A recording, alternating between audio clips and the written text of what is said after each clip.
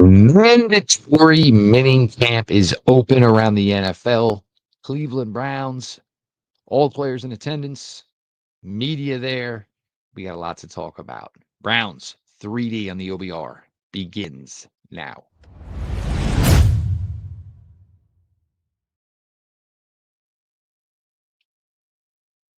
Welcome back, my friends, to the show that never ends, your daily delivery of all things Dog Pound Browns 3D on the OBR streaming network. I am your host, Jeff Lloyd.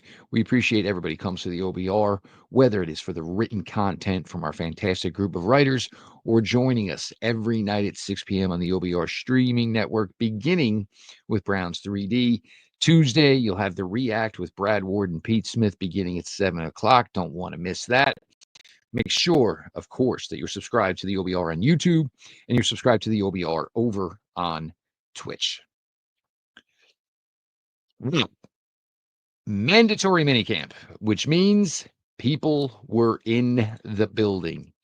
Everybody here, guys, we haven't seen David Njoku, Myles Garrett, Deontay Johnson. You know how much players love their money. Would they want to be there today? Not necessarily. But are they giving up their money? Not a chance in hell. Yes, there's players in the league dealing with contract issues who may have skipped OTAs, I'm sorry, mandatory minicamps. Players who are fine in their contractual situation are not giving away money. Quickly, Myles Garrett. Um, whether or not he was in Japan and not attending OTAs, spending some time with a significant other, just the brief amount you see. And even DeJuan Jones, just absolutely, you just saw DeJuan like, all right, well, this is unlike anybody I have been working against the last couple of weeks. Just another absolute level for Myles Garrett. And it's scary to think that maybe Myles Garrett even gets quicker and maybe even more athletic as he ages. It's mind blowing. Just the absolute athlete and beast that Myles Garrett is. I actually even put out a tweet just saying, yep, that's it. Put him in bubble wrap and we'll see you in August. You know, for anybody who had their concerns of Myles not being at OTAs, Myles is a worker. Myles has always been a worker, just an athletic gift of nature. There are no concerns about number 95. Myles was asked about Nick Chubb. And of course, you know, when you've played ball with somebody as long as Myles Garrett has played with Nick Chubb, there's some feelings there, right? This guy's been together for 7 seasons. Myles basically told the organization he was hoping it was going to happen. Certainly went to bat for Nick Chubb. Um, and the little bit we're hearing, and I have heard, this was 100% mutual as far as Nick Chubb moving on. Um, maybe it became more mutual after the draft, but there were opportunities for Nick to have the opportunity to come back early in the process. It just didn't come to fruition. He's now a Houston Texan. Seeing him in that blue jersey today with the number 21, I'm sorry, seeing him in the white practice jersey today with the number 21 certainly had some oddity to it. I ain't gonna lie to you. But this is where we're at. And, you know, unfortunately, he's no longer with them.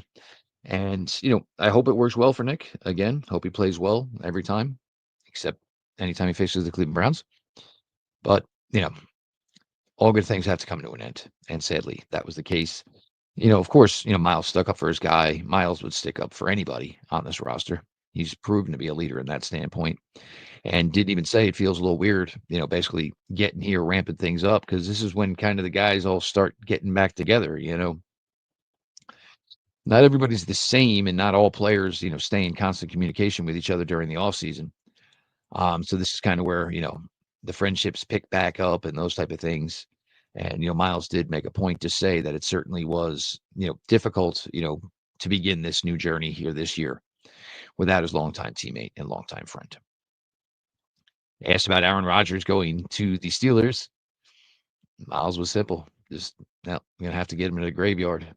And we'll love to see it. You know, just another guy Myles can get his hands on and tossed to the ground like he has so many others before. The quarterback play broke down a little bit differently today. Um, Basically, they kind of put Joe Flacco on ice. Um, and this is something we kind of knew was going to come, and we've kind of been told this was going to come. And of course, there's some media that kind of ran with it the wrong way, thinking, oh, well, Joe's just here. It's really no opportunity. Da, da. Joe's 40 years old, man. Joe can't be out there tossing a pill every day. You're not going to get the best version of Joe Flacco having him throw every day. Definitely got to pitch count it a little bit. You know, Nobody's concerned about the 6'5", 240-pound guy, still having the arm strength. But it doesn't mean that, Joe is able to go out there and work, like the two rookie quarterbacks, for example, or that Joe necessarily needs the work that the two rookie quarterbacks would need. To the rookie quarterbacks. I don't want to slight Dylan Gabriel here. Played pretty well today. The ball to the back of the end zone for Jamari Thrash was fantastic. But when we're talking about Shedeur Sanders, you talk about like stacking days, and every day trying to be a little bit better than the day you were before. I got to be honest with you, with what you see from Shedeur, this is exactly the case. Gets out there today, instead of running with the threes, got the opportunity to run with the twos. And you just see that Shedeur's just not really missing a beat right now. And look, I was one that, spoke, about the weaknesses that I felt were in his game during the draft process. I'm not going to run away with that. I was trying to be as honest and transparent as possible. But we all kind of said, and anybody who had their issues, with some of Sanders's flaws didn't have an issue. I mean, he can spin it. Shedeur Sanders can throw the football. He can make every throw. And as we get further and further into these, spring off-season activities, I think you're starting to see, for Shedeur and certainly for Dylan Gabriel as well, a comfort level that the guys are starting to get, they're getting a little bit more comfortable in their own skin, getting a little bit more comfortable within the playbook, within each guy that they're working with tendencies. You get the videos and the highlights of, Shedeur hitting some of these guys. And, basically, a lot of the comments are, I don't know who the hell that guy is that caught it, but that was a hell of a ball by Shedeur.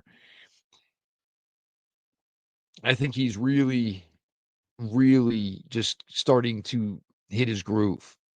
And as much as I've said, I think the majority of the games in 2025 will be started by the rookie quarterbacks. I think I'm transitioning from that to being able to say with confidence, I think the majority of the Cleveland Browns games in 2025 will be started by Shedeur Sanders. I think when it's all said and done, he will have started the most games under center for the Browns this year. If it turns out to be Pickett or Flacco in the beginning, winning and the Browns' record will control their destiny to remain the starter. Shedeur is coming on strong. I think the Browns are playing this very, very smartly. He can come in and they can kind of have it look like maybe he's the fourth string quarterback right now. I don't think anybody believes it. But the Browns are doing the service of trying to make us all believe it. I don't think they're going to keep both veterans. So that means all Shedeur has got to do is kind of win the one-on-one battle versus Dylan Gabriel, which I think he's probably already ahead on anyway. And then I think for whichever veteran ends up the starting quarterback, I would say the way the Browns are trying to word it right now, they're maybe hoping it could be Kenny Pickett. I think I'm more of the reality of you have a better chance of winning with Joe Flacco, so that's the way they should go. And I do believe maybe that's the way they will ultimately go, is with Joe Flacco. But, you can have people label Shedeur as the fourth-string quarterback all you want. Shedeur is knocking on the door of being the number one quarterback a lot more than anybody, certainly from the Browns' perspective, within that building is going to let you know. He's knocking and knocking loudly. in my opinion. Spoke after practice today. Shedeur did, and you can see, the belief, faith is obviously something that we know from his father. Something they are strong and steadfast in their comfortability within their own faith. And Shedeur speaks with a lot of how the faith is guiding him, so to speak here. But he's really, really just looking the part, and you're just starting to see all the throws. There was the one deep one down the sidelines. He had a red zone play, where it looked like there was maybe opportunities deep, didn't feel comfortable with it. They had Dylan Sampson lined up wide. Dylan Sampson ran a little hitch, had the advantage on the corner, covering him. Shedeur just took what was there, banged one to Sampson. Sampson, it's hard to say whether or not he would have gotten tackled or not tackled, right? We got guys not trying to make any contact whatsoever. But you see the maturation, and you see the understanding that I think Shedeur is truly capable of. Coming from the stock of Deion Sanders and playing quarterback as opposed to where Deion was this dominant cover corner with ridiculous ball skills. You have to believe that's really ingrained into Shedeur. Ball security in general, of course, should be ingrained into a quarterback. But I have to think there's probably many a times where Shedeur sat down as Deion fired up the film, probably of himself, and walked him through it and says, "Hey, look, right? This guy looked open, right? Yeah, well, that's what say whatever Hall of Fame quarterback Deion competed against. That's what it made him think. I made him think that throw was there." So I think even though Deion certainly not a quarterback by trait, is a way where his influence in the early to high school to college development of Shedeur was probably a huge, huge advantage to Shedeur. You were trying to not throw the ball to a defensive back. But meanwhile, you can talk with and learn from and get advice from one of the best defensive backs who ever lived at baiting quarterbacks into believing a throw was there when it was not. So for Shedeur to be able to work his progressions to a smarter, safer throw shows, in my opinion, that he certainly could be ready sooner than later. I'm not saying week 1 yet. I'm not saying that yet. We might get there, though. We might get there. And Gabriel, to his credit, it was a beautiful throw to the back of the end zone of Jamari Thrash. And again, I've said it and spoke on it a little bit. I think Gabriel's in a bad situation right now. I kind of feel a little bit for the guy because again, he had that, relief of getting drafted, and here, this is my new home, and it didn't even last 18 hours before all of a sudden there was another rookie who most felt was better. And now all of a sudden, Dylan Gabriel is in this situation where, he's competing with 2 veterans and competing with a fellow rookie who, in my opinion, he's just not as good at. I think Dylan Gabriel, maybe at this point in juncture, has a couple of things that you think are better than Shedeur, and maybe Shedeur can't match. Dylan Gabriel, very, very adept with his feet, certainly has the ability to extend things. It's just not really something that's in the Shedeur Sanders, tool bag. But I don't think it necessarily is going to matter. Nobody's going to say, "Oh, well, we're going to play Dylan Gabriel over Shedeur Sanders because we think he's, more athletic and, has a better opportunity to make things happen with his legs." Not with the way Shedeur's tossing the pill all over the place and finding everybody involved. Don't see it. Don't believe it for a second. Deontay Johnson there today. And, he got some glimpses, and you see where the appeal is with Deontay Johnson from just the between the white lines talent. Certainly what ultimately is going to decide how long Deontay Johnson is here is all the stuff that kind of has gone on within the locker room with him kind of keeping his thoughts and opinions in check, being there for the squad as a whole, not just being there for himself. But it's a guy the Browns absolutely can use, and it's a guy the Browns absolutely probably need right now. Certainly at this point in time, one of the biggest issues for the Browns is the wide receiver position.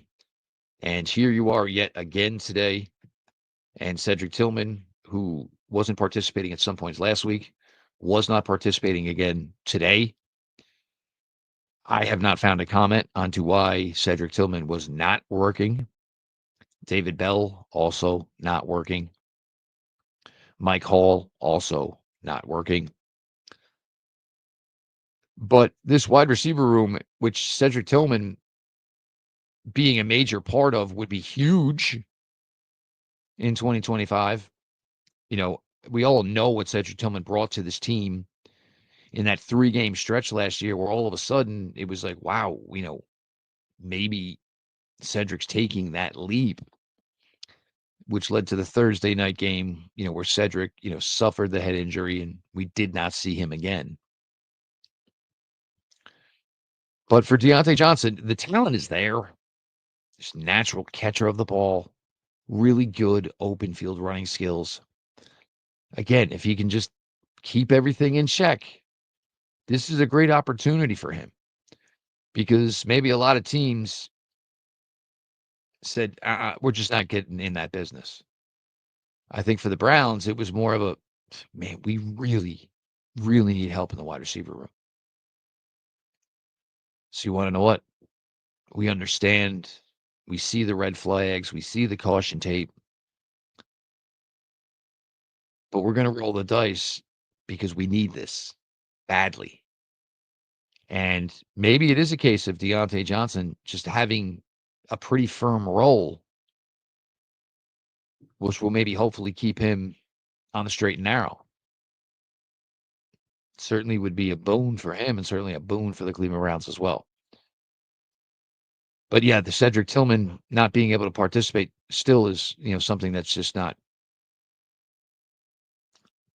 working for me. They need him. They really, really need him to be one to start, participating and to see if he is ready to make that jump because the Browns, the way this wide receiver room is currently constructed, I have the utmost confidence in Jerry Jeudy to go out there and basically give us what he gave us last year. But I don't know where to do with the rest of this room the way it is currently constructed. There's certainly people, believing, that maybe the Browns could dangle a corner to the Green Bay Packers after the release of Jair Alexander for one of their wide receivers. They have a deep wide receiver room. Patriots have a deep wide receiver room. The Tampa Bay Buccaneers have a deep wide receiver room. So, I mean, it's a thought of, moving a corner as you have two guys between Emerson and Newsome, both on contract years. And who knows how it's going to work for both Emerson and Newsome. It's certainly an odd situation for the two of them. Obviously friends, spent a lot of time together, play the same position. Both, hoping to secure a nice contract extension or to go to free agency and, score some nice money. But I mean, there's a world where the Browns could only keep one. There's a world where the Browns could keep none. There's a world where if the Browns aren't that competitive come the trade deadline, maybe they might try to move one or both of them if they don't try to move one of them over the summer for wide receiver help. But I don't think there's a world where the Browns have interest in re-signing both Greg Newsome and Martin Emerson. So as much as they're friends and part of the same defense, they're certainly two guys who are probably competing against each other right now. for the potential opportunity to sign a contract extension here with the Cleveland Browns.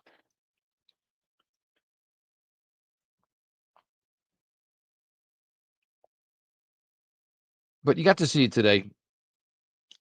And, Kenny Pickett, not playing as clean.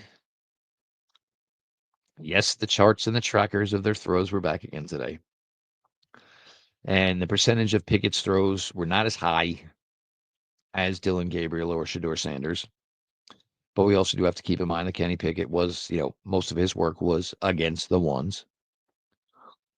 So that certainly, makes things a little bit difficult for Kenny. Gabriel's numbers, most are saying, are better than, the tracker is showing because there were some drops. There is some things, though, about drops that I think people have to, look a little harder at. Because there was one video I saw described as a drop. And yes, it hit the wide receiver in the hands, but the ball was behind him. So me being the wide receiver, I might grade that differently than the way others might grade that. Well, hit him in the hands. Well, when you got to go like this to catch a ball and you're running this way, I'm sorry. It's not a drop. I did everything I could for you, man. You can't expect me to catch that. I tried. You put me on the numbers when I'm running full speed. That's what ideally you want for me to do. So if you could help me help you, hit me when I'm running top speed. Hit me right between the numbers and let's catch this ball and kind of go. There's always been a running joke with the Cleveland Browns passing game and the backside dig. This has been going on obviously for years, with all of us here. And I don't know if it's been a true emphasis finally after all these years. But man, you're really starting to see, and you see it a lot from Gabriel and Shedeur, of these guys truly trying to hit. Truly trying to hit the backside dig. I don't know if they've heard us. I don't know if it's just something, that's being more coached or ingrained in the meeting rooms. But you're definitely seeing these young guys, try to, work their, magic to that regard. Again, it was, obviously good amount of guys out there, guys who were missing from OTAs out there getting their work in today. Deontay, of course, Myles, Mike Hall, not sure what the update is or what exactly a timetable is for Mike Hall to start to ramp up to activities. We're a month away from training camp. Would he be ready to go? Got hurt in January. Don't know. Be nice. Certainly would. As the Browns, would hope for, a more regular flow for Mike Hall in year 2 than he had as a rookie, where he had to miss a lot of time. Of his own volition, though, of course. We're going to get 2 more days of this, Wednesday and Thursday, as the Browns will, head back out. And I think, and we're going to go back to Shedeur here a little bit, because I did put out the tweet that I think Shedeur is going to start, the majority of the games this year for this team. And had some ask me, why am I kind of bullish on Shedeur? Or, what's the stance here? If you are the Browns, if you are the Browns fan base, right? Where are you here? Where is, what you think is going to get done? And for the fans, you guys want some sort of hope, at this position. And granted, it could be somebody else come next April. But I think after 3 years of dealing with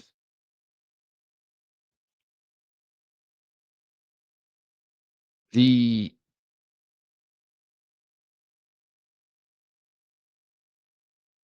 so if you're a Browns fan right now, you want to have some hope. You want to have a guy to kind of, stake your claim. And it's got to be Shedeur. You know, believing that Kenny Pickett on his third team, can go the Sam Darnold route doesn't hold a lot of water, right? Just doesn't seem like it's as feasible. Rooting for Joe, or that's great. And look, Joe gives you the best potential to go on a run in 2025. But we can't kid ourselves. The man is 40 years old. He by no means is a long-term option here for the Cleveland Browns. And if Gabriel's your guy, you're okay. I mean, I'm not going to fault you. Nobody's won or lost anything here yet, and nothing is set in stone yet to this point. But if you're asking me, Shedeur Sanders versus Dylan Gabriel straight up, taking Shedeur 10 out of 10. I just think he's got better arm talent. I think he's just got more overall arm talent. Not that Dylan can't, spin the pill around, but, whether it's Colorado or whether it's what we've seen to this point in his short time here with the Cleveland Browns, you can see the talent that Shedeur has. And, for anybody who wasn't sure whether or not, the draft process didn't go his way and he kind of maybe got a little of the Scroogey, you're starting to see it. There is no way this guy was the 144th pick of this draft. There's not a chance in hell. So I'm not saying, he could be the Browns quarterback for the next 10 years. But the Browns may have made a calculated move at pick 144 in the 5th round of the 2025 NFL draft that could turn out to be a huge windfall for them. If Shedeur could be the quarterback for the next couple of seasons, you are getting a quarterback on a rookie contract, not only a rookie contract, you were getting a quarterback on a 5th round contract. Look what San Francisco was just able to do for the last few seasons. Granted, didn't turn in winning a Super Bowl. What they were able to do with Brock Purdy allowed them to basically spend money anywhere and everywhere else they chose to. Eventually, they had to pay the piper, and that certainly would be the case for Sanders. But the Browns are in a situation here where if Shedeur, when he gets in there, looks the part, and the team, I'm not saying the team's going to win in 2025 with Shedeur Sanders as a rookie quarterback.